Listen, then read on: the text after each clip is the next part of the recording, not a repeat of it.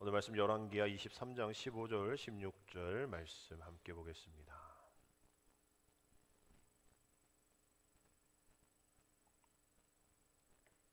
한 목소리로 함께 있습니다. 또한 이스라엘에게 범죄하게 한 느밧의 아들 여로보암이 베델에 세운 제단과 산당을 왕이 헐고 또 그 산당을 불사르고 빻아서 가루를 만들며 또 아세라 목상을 불살랐더라. 요시야가 몸을 돌이켜 산에 있는 무덤들을 보고 보내어 그 무덤에서 해골을 가져다가 제단 위에서 불살라 그 제단을 더럽게 하니라. 이 일을 하나님의 사람이 전하였더니 그 전한 여호와의 말씀대로 되었더라. 아멘. 할렐루야. 우리 2025년도 이제 따져보니까 67일 남았습니다. 달력이 이제 이번 주 하나 빠지면 2개가 남겠죠.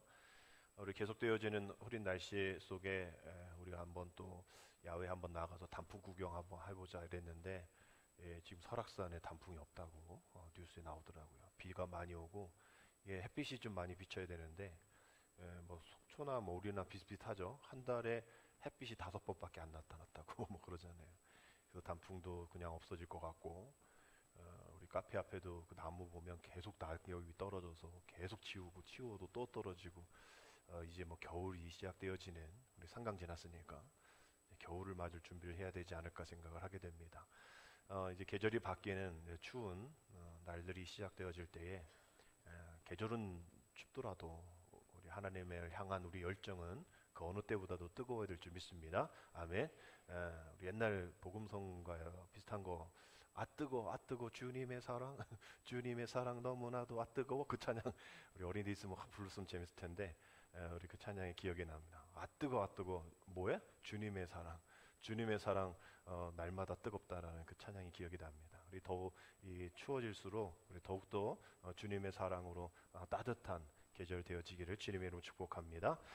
우리 다음 주일은 그 뜨거움을 가지고 한 해를 바라보는 우리 추수감사 주일입니다. 한 해 동안 베풀어 주신 하나님 은혜, 이제까지 지내온 것 주님의 크신 은혜다라고 고백할 수밖에 없는 그 하나님의 간섭이 있었음을 우리 감사함으로 고백하는 우리 추수감사 주일인데요. 우리가 이제 원래 이제 11월 셋째 주일에 추수감사 주일을 해야 되는데 그땐 막 눈도 내릴 수 있잖아요. 그래서 요즘에 11월 첫째 주일 하시는 우리 교회 같이 11월 첫째 주일을 추수감사 주일을 하는 교회도 있고 저희가 부산에 아는 우리 목사님 이렇게 인터넷 홈페이지를 보니까 거기는 한 3주 전에 했더라고요. 보니까 아마 추석 다음쯤에 한 것 같아요.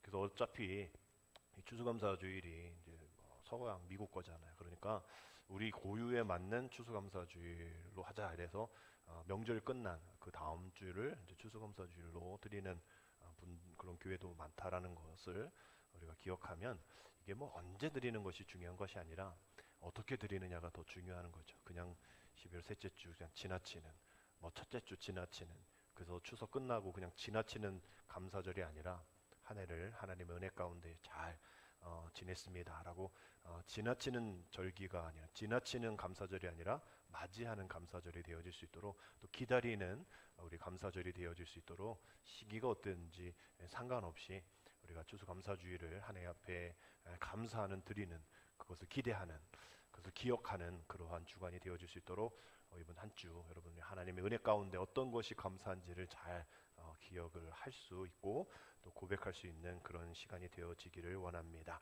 이를 위해서 다음 주 잘 준비해 주시고요. 오늘은 10월 31일 1517년에 마틴 루터가 독일 비텐베르크 성문에다가 95개 조의 반마원을 붙이면서 시작되어진 종교개혁 주일입니다. 그것을 기념하는 508년이 되었죠. 1517년이니까.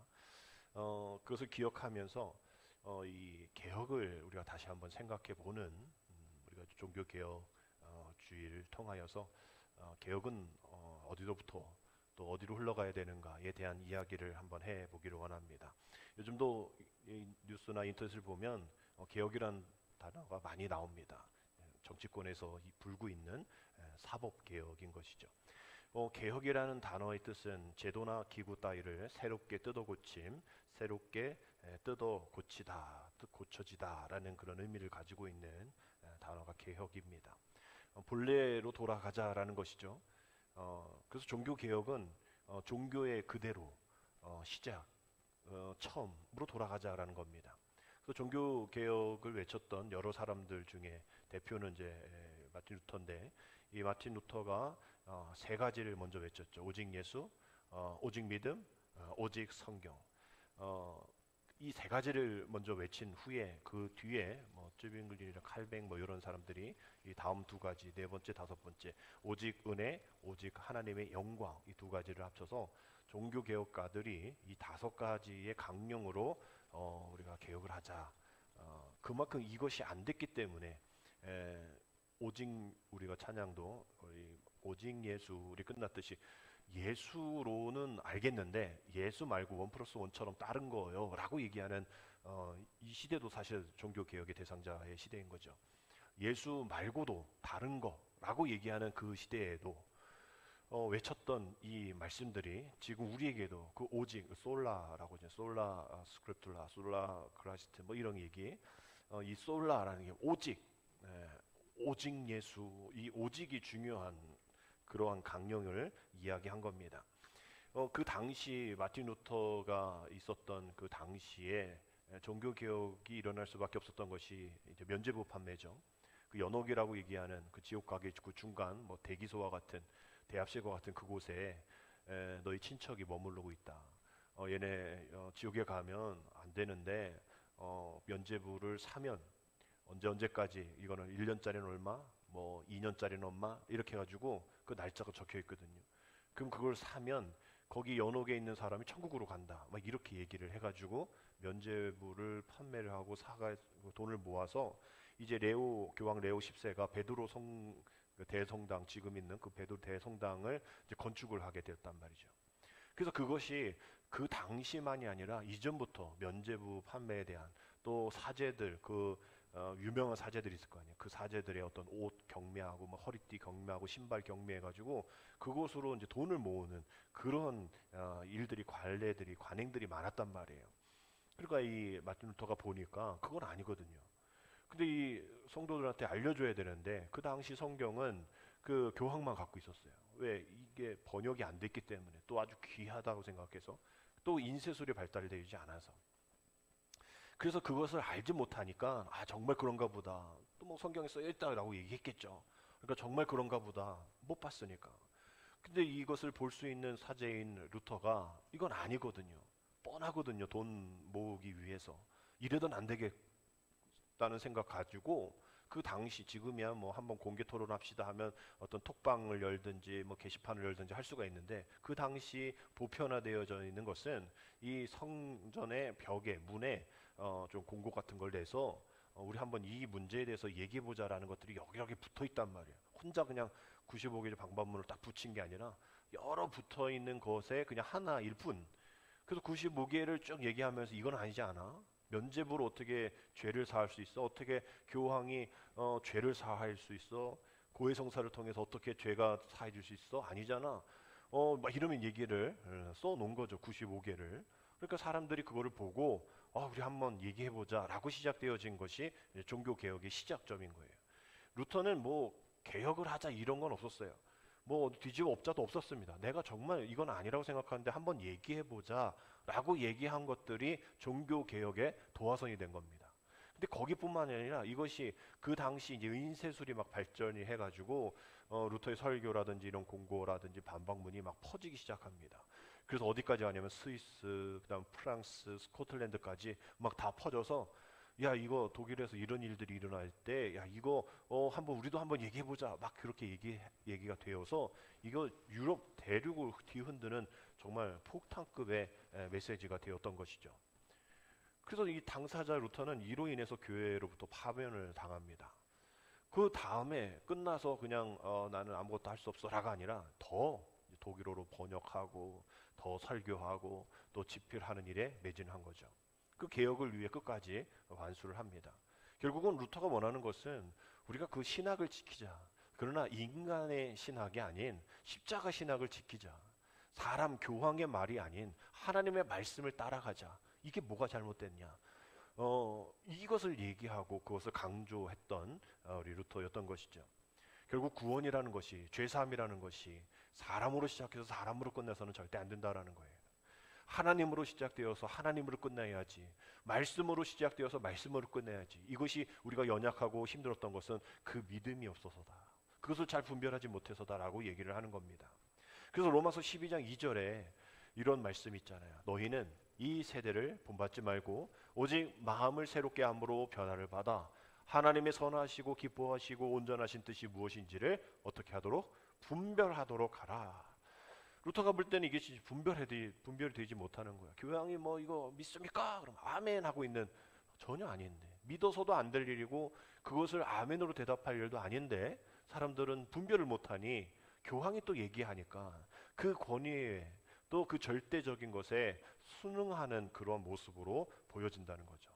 그래서 우리가 그렇게 되면 안 되지. 잘 분별해야지. 뭘 분별해야 하냐? 하나님의 선하신 꼭 기뻐하신 뜻이긴 뜻인데 어떤 하신 뜻? 온전하신 뜻. 그 온전하신 뜻이 무엇인지, 뜻인데 교황이 말하는 그 뜻이 아니라 온전한, 정말 말씀이 이야기하고 있는 온전한 뜻이 무엇인지를 좀 분별 좀 합시다라고 얘기를 하는 거죠. 그래서 이 온전함이란 이 변화되지 않고 본 바탕 그대로 고스란하다라는 뜻을 갖고 있는 단어가 이 온전함이잖아요.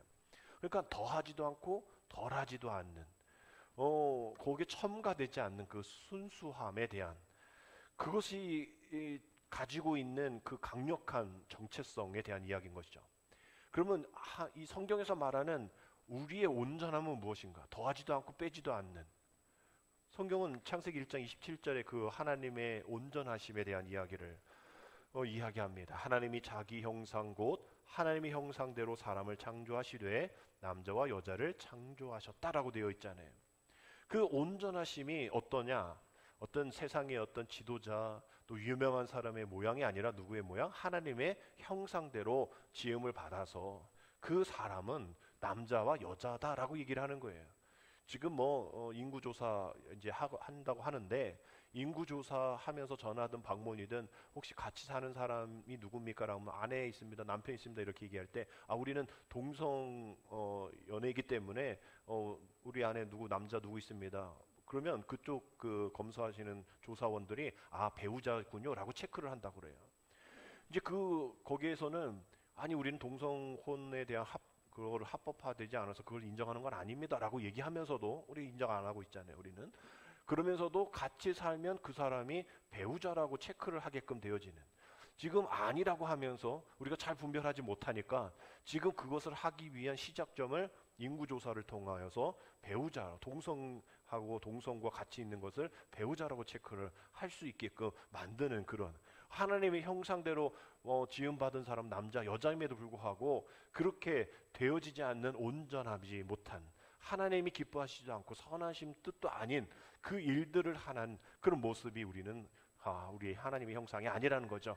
우리는 기뻐함으로 선하심으로 하나님의 온전한 뜻이 무엇인지 분별할 때에만 하나님의 형상으로 우리가 온전함을 이룰 수 있다라는 겁니다.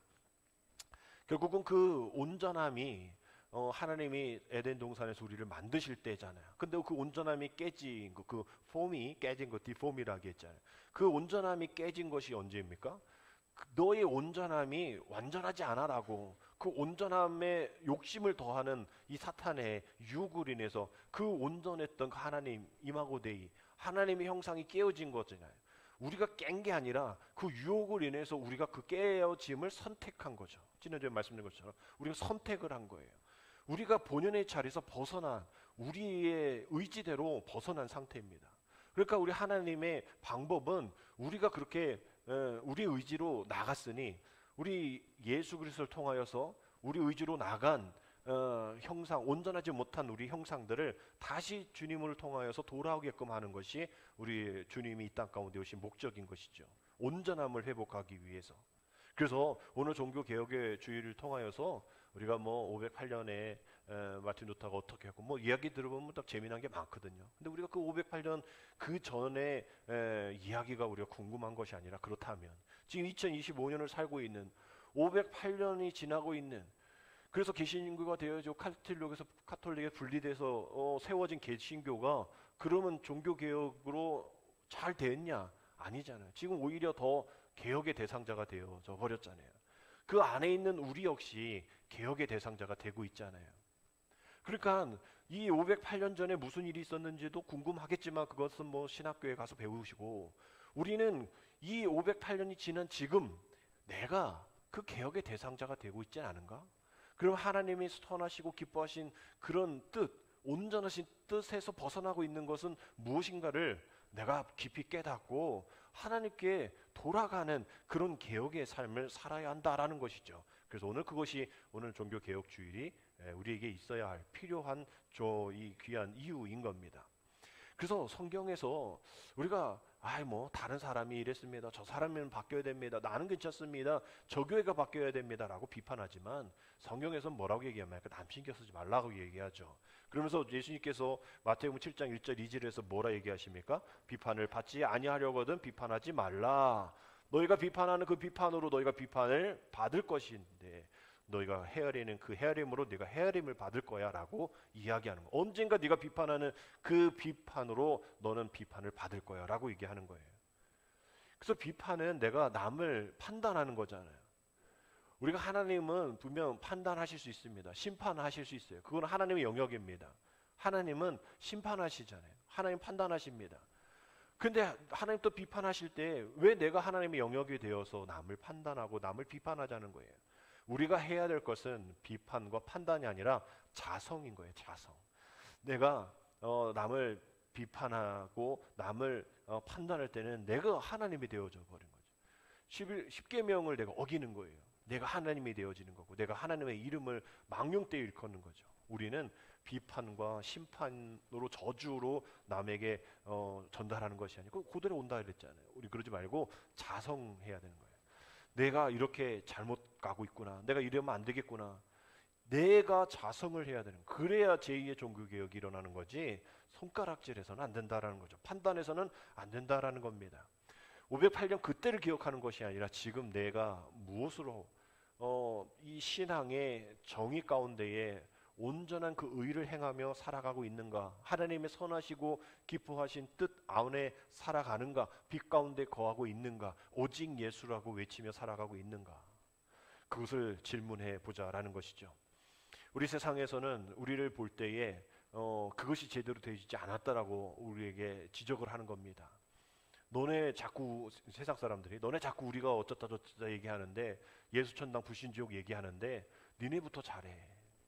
너나 나나 뭐 매한가지인데, 뭐 내가 아는 교회 다니는 사람들 매한가지인데, 이게 뭐 이렇게 얘기 들어보면 뭐 우리 교회의 사람들 얘기를 다른 사람들이 막 하는 그런 얘기를 누군가 들었다고 그러죠. 좋은 소리 안 했, 소리 얘기 안 한다고 그러냐. 왜 그럴까? 텔레비 틀면 또 교회를 향해서 또 어쩌고 저쩌고 성경 이렇게 얘기 막 나오면 교회를 향해 손가락질하죠. 그것이 다 우리가 제대로 내 자신의 개혁을 잘 이루지 못하고, 우리 안에서 또 우리 교회 안에서도 우리 세상에서 그러한 그 사람들이 그렇게 비판할 수밖에 없는 그런 일들 가운데 있기 때문에 우리가 그런 소리 듣는 게 아닌가라는 생각하는 거죠. 그 사람들에게 너 왜 그래? 너 그거 증명해낼 수 있어? 무고죄로 고소할 거야? 이래봐야 소용이 없다는 거예요. 분명 뭔가 있으니까 그들이 그렇게 얘기를 하는 거겠죠. 그러면 내가 세상 속에서 잘해야겠다. 교회 다니는 사람이란 거 알면 내가 잘해야겠다. 이래야 되는 거죠. 그 모습 속에서 우리는 터닝포인트가 되어져야 한다라는 겁니다. 508주년 되어지는 종교개혁주의를 통하여 다시 예수께 돌아가고, 다시 예수의 형상, 하나님의 형상, 하나님이 보시기에 가장 아름다웠던 그 창조의 세계로 돌아갈 때에 세상 사람들이 충만한 교회, 내가 전에는 이렇게 생각했는데 아니더라고. 정말 좋은 사람들이 많은 교회야. 나는 교회 잘 안 다니는데 내가 주변에 누구 다닌다는 사람 있으면 내가 보낼게. 뭐 이런 얘기. 나도 나중에 언젠가 갈게. 이런 이야기가 되어야겠죠.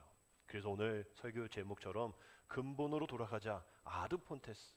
라틴어입니다. 아드폰테스. 우리가 근본으로 돌아가지 않으면, 내가 주님 처음 만났던 그때로 돌아가지 않으면 우리가 익숙해지는 거예요. 내가 교회 다니는데도 불구하고 교회 다니지 않았던 때의 모습을 또 말을 또 행동을 할 때가 있다라는 거죠. 아드폰테스, 근본으로 돌아가는 것. 근본이 뭡니까? 우리 하나님이시죠. 우리 하나님께 돌아가는 것이 우리의 시작이 되어야 된다라는 것이죠. 이 말씀이 어디 있습니까? 호세아 6장 1절이죠. 우리 같이 읽겠습니다. 오라 우리가 여호와께로 돌아가자. 여호와께서 우리를 찢으셨으나 도로 낫게 하실 것이요 우리를 치셨으나 싸매 주실 것임이라. 아멘.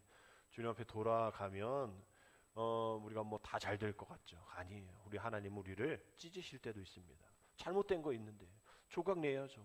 오늘 조각품 미켈레잔도 뭐 다비드상 이런 거 보면 그 위대한 작품이 그냥 생겼습니까?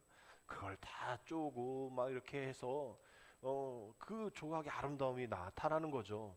우리 하나님 앞에 또 세상 앞에 그냥 아무것도 아닌 그런 그냥 돌멩이로 나가면 안 되겠죠. 세상의 빛과 소금이라는데 소금의 역할로 다 녹아져야 되는데 우리가 먹다가 소금 덩어리 생기면 인상 쓰게 되어지는 거잖아요. 깨어져야죠. 부서져야죠. 우리 하나님께서 우리를 찢으실 때도 있는 거죠. 그러나 도로 낫게 하시는, 우리를 치실 때도 있지만 싸매어 주시는 하나님. 그랬을 때 건강해지는, 또 완전해지는 그런 성화의 삶을 살게 되어지는 겁니다.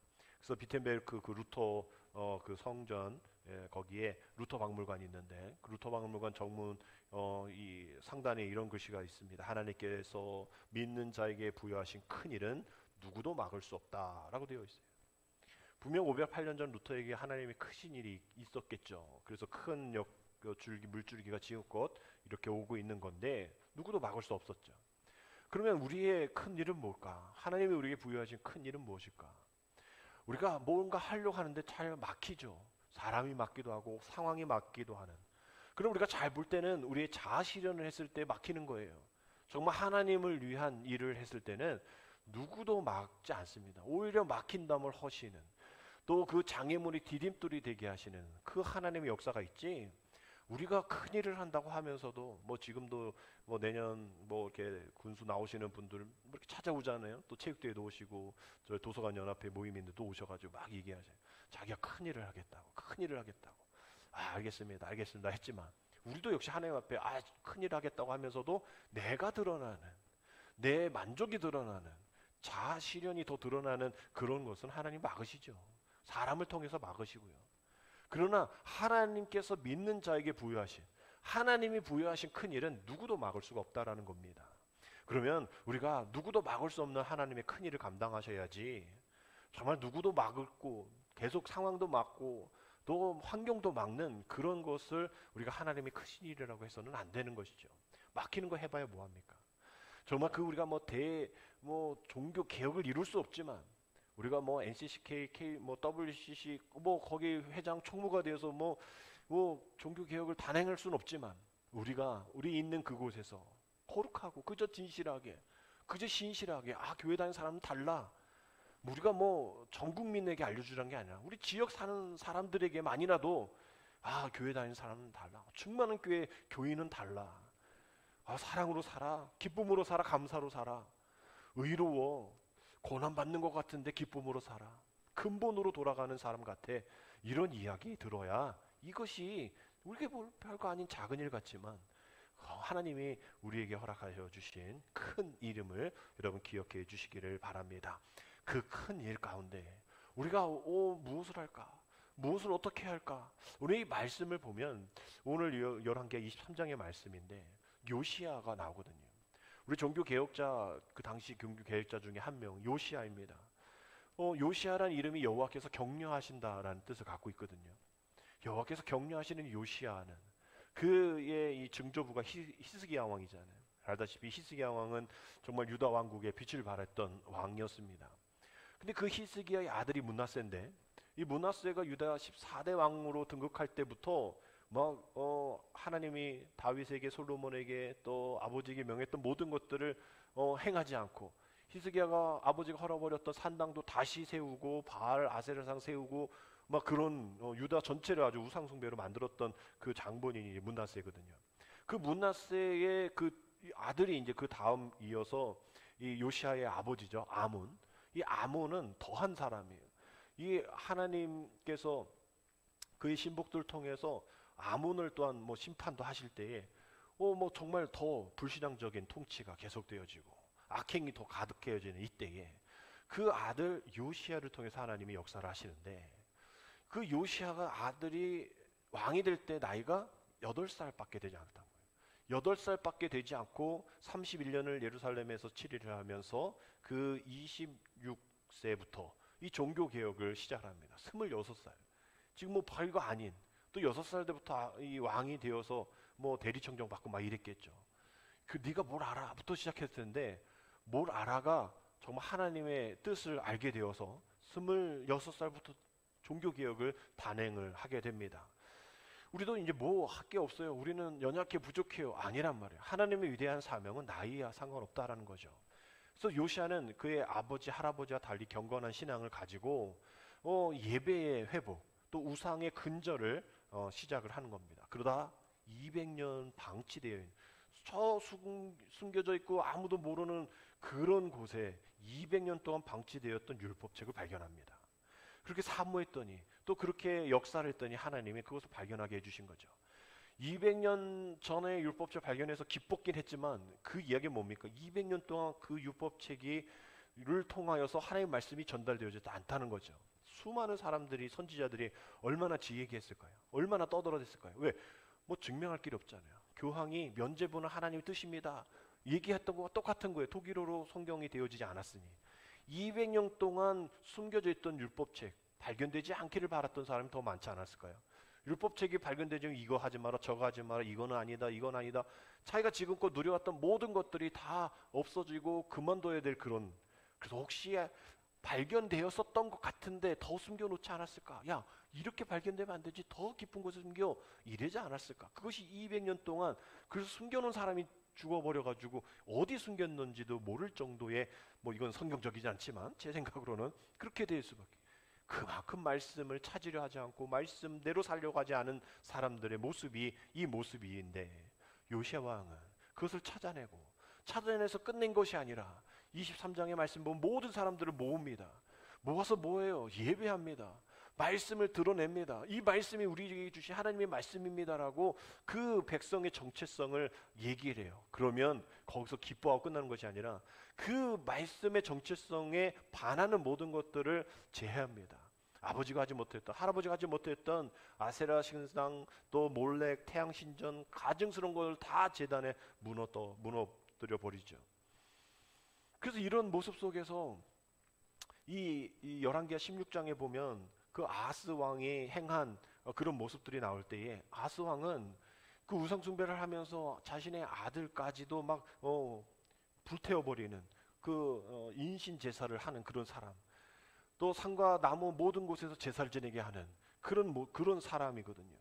근데 거기뿐만 아니라 다른 다메섹에서 우상 숭배 아주 멋있는 걸 보니까, 야, 이거 너무 멋있다 해가지고 자기 갖고 와가지고 예루살렘에다 그대로 벤치마킹하는 거죠. 지금 이 벤치마킹, 우상 벤치마킹을 하는 그 사람이 바로 이 아하스 왕인 거예요. 그 아하스 왕이 이방 신에게 제사를 드릴 때에 역대하 28장 23절이 이렇게 그 당시를 얘기를 하고 있습니다. 자기를 친 다메섹 신들에게 제사하여 이르되 아람 왕들의 신들이 그들을 도왔으니 나도 그 신, 벤치마킹 하는 거야. 이 신이 너무나 내가 좋으니까 그 신에게 제사하여 나를 돕게 하리라 하였으나 그 신이 아하스와 온 이스라엘을 망하게 하였더라. 벤치마킹하면 잘 돼야 되잖아요. 우상을 예루살렘 성전에 갖고 오니 제일 잘 될 일이 있습니까? 그래서 생각한 것도 웃긴 거죠. 그래서 이 요시야가 이제는 그러면 안 되겠다. 그래서 이 율법을 중수하고 하나님 나라가 깨끗하게 되기 위해서 개혁을 이루을 때 우상 숭배가 없으니 깨끗해지는 그런 과정 속에서 오늘 말씀 16절의 말씀 보니까 요시야가 몸을 돌이켜 산에 있는 무덤들을 보고 보내어 그 무덤에서 해골을 가져다가 제단 위에 불살라 그 제단을 더럽게 하니라. 이 일을 하나님의 사람이 전하였더니 그 전한 여호와의 말씀대로 되었더라. 이 파괴된 우상이 제단 위에 뼈를 불사르는 그런 행동들, 우상 숭배를 영원히 내가 기억하지 않고 이것은 절대 이루어지지 않아라고 선언했던 그런 선지자들의 성취와 똑같다라고 얘기하는 거예요. 이 성취가 어디서부터 이루어지냐면 열왕기상 13장 2절입니다. 이 하나님의 사람이 제단을 향하여 여호와의 말씀으로 외쳐 이르되 제단아 제단아 여호와께서 이같이 말씀하시기를 다윗의 집에 요시아 이름하는 아들을 낳으리니 그가 내 위에 분향하는 산당 제사장을 내 위에서 제물로 바칠 것이요 또 사람의 뼈를 내 위에서 사르리라 하셨느니라 라는 그 말씀이 이제 이렇게 이루어지는 겁니다. 이전에 남북 이스라엘이 갈라질 때에 북쪽 이스라엘 여로보암 왕이 밑으로 내려가는 게 갈라졌으니까 자기 영역들이 있을 거 아니에요. 예루살렘으로 예배를 드리러 가는 자기 백성들, 니네 내려가지 마, 우리가 여기서 예배 드리자. 그러면 뭐 벤치마킹을 하든 뭐 분점을 만들어야 되는데 그렇게 하지 않고 거기에 이제 금송아지를 만들고 또 이런 것들 산당들을 만들고 여기서 예배드리자, 우리가 어차피 하나님 섬기는 거 똑같지 않냐, 이런 얘기했을 때 요 얘기를 한 거거든요. 앞으로 요시아가 왕이 나와서 이거 다 칠 거야. 오늘 말씀 16절에 있는 말씀을 그대로 하게끔 예언을 하게 되어진 겁니다. 이렇게 요시아의 계획은 철저하고 완벽했던 거예요. 이것에 대해서 어떤 평가가 있는지, 우리도 뭐 어디 음식점 가면 그 후기가 있죠. 그래서 정말 이 집은 맛집입니다, 뭐 이런 것처럼 이 요시아가 개혁을 했던 이 모습들을 어떻게 평가하고 있냐면 오늘 이 열왕기하 23장 25절에서 이렇게 평가를 하고 있습니다. 우리 그 평가 우리 같이 함께 읽겠습니다. 요시아와 같이 마음을 다하며 뜻을 다하여며 힘을 다하여 모세의 모든 율법을 따라 여호와께로 돌이킨 왕은 요시아 전에도 없었고 후에도 그와 같은 자가 없었더라. 아멘. 이만큼 그 개혁에 대해서 좋게 평가한 이야기가 어디 있겠냐는 거예요. 요시아와 같이 마음을 다하고 뜻을 다하고 힘을 다하여 모세의 모든 율법을 따라 여호와께로 돌이킨 왕이 예 전에도 없었고 앞으로도 없어 라고 얘기하는 것과 같이 우리 한국교회 우리 주변에 뭐 우리가 정말 뭐 요시아와 같은 개혁의 사람 없다 할지라도 나 하나만이라도 정말 하나님의 마음과 뜻과 힘을 다하여서 하나님의 말씀을 지켜서 하나님께로 돌아가서 이제 이 우리 가문에 나보다 또 앞으로도 이런 일들이 일어나지 않는 정말 그런 믿음의 선배, 믿음의 손주, 믿음의 부모가 없었다라고 이야기할 정도의 평가를 받아야 되지 않을까. 우리가 엄청 큰 일을 하지 못한다 할지라도 우리 가정 안에서, 우리 교회 안에서 우리가 그분 생각하면 그분이 우리 충만한 교회에서 정말 엄청난 역사를 이루었지, 전에도 없었고 후에도 그런 사람이 없었잖아 라는 평가를 받으면 얼마나 하나님 앞에 기쁘고 또 우리의 모든 삶 속에서 그 사명으로 감격하게 되어질까라는 생각을 하게 됩니다. 사명이란 것이 우리가 다른 것 아니잖아요. 우리가 사명 늘 이야기할 때 생각을 하나의 단어가 생명이라 말씀드렸잖아요. 우리가 사명이 다하는 날, 우리가 생명이 다하는 날이고, 우리가 생명을 다하는 날이 무슨 날이다? 사명이 다하는 날이다. 우리가 세상에서 죽고 사는 일들, 뭐 이곳저곳에서 돌아가셨다, 뭐 소천하셨다, 뭐 이런 얘기들 많이 들리잖아요. 전이 바뀌니까. 그랬을 때 우리는 저분 뭐 왜 돌아가셨어? 또 무슨 일 때문에 돌아가셨어? 지난주에도 주일에 남편교회 사모님 아버님이 갑자기 주일에 돌아가셨거든요. 아니 왜 71세밖에 안 됐는데 돌아가셨어? 갑자기 뭐 심장마비로 돌아가셨단 말이에요. 우리가 거기서 대해서 정말 왜 이렇게 갑자기 돌아가실까? 근데 우리 믿음의 사람들은 거기에 하나를 더 추가해야 돼요. 저분이 정말 하나님의 사명을 다 하셨구나. 나도 마찬가지로 내가 언젠가 어떻게 갑자기 뭐 이렇게 저렇게 세상 떠날 일 있겠는데 사람들이 나한테 저분은 사명을 다 하셨어요, 이러한 이야기 들어야 되지 않을까. 분명 사도행전 20장 24절에 우리 한번 같이 말씀 한번 읽겠습니다. 내가 달려갈 길과 주 예수께 받은 사명 곧 하나님의 은혜의 복음을 증언하는 일을 마치려 하면은 나의 생명조차 조금도 귀한 것으로 여기지 아니하노라. 이 말씀대로 살았어라고 어떤 분이 돌아가셨을 때에 이런 이야기 또 이러한 어떤 평가가 있으면 얼마나 좋겠냐는 거예요. 저분이 달려갈 길과 주 예수께 받은 사명 곧 그 하나님의 복음을 증거한 일에 마치려 하면은 정말 목숨까지 그 생명까지 바치셨어, 그것을 귀한 것으로 여기지 않으셨어 라고 마지막 우리의 죽음에 이를 때 우리의 사명이 닿을 때라는 것으로 여겨지면 얼마나 좋을까. 이것이 우리 안에 있어야 될 개혁인 겁니다. 이 사도 바울의 말씀과 오늘 열왕기의 말씀과 같이 요시아의 말씀과 같이 좀 우리가 변화해야 될 것 참 많죠. 우리가 모두가 다 개혁의 주인공이 되어져야 합니다. 개혁의 대상자가 되어서는 안 되죠.